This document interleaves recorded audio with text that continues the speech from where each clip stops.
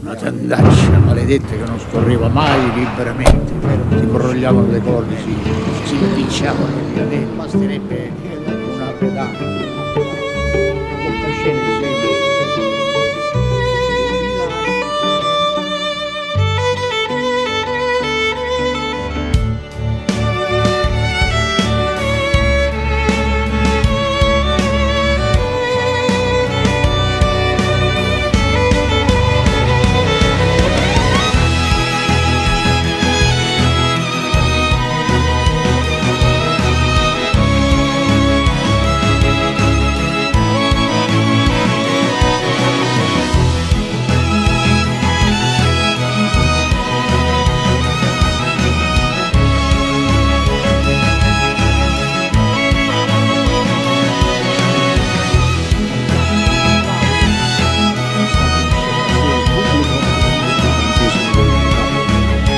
Sono d'avviso che il teatro è una suprema verità, è stata e sarà sempre una suprema finzione.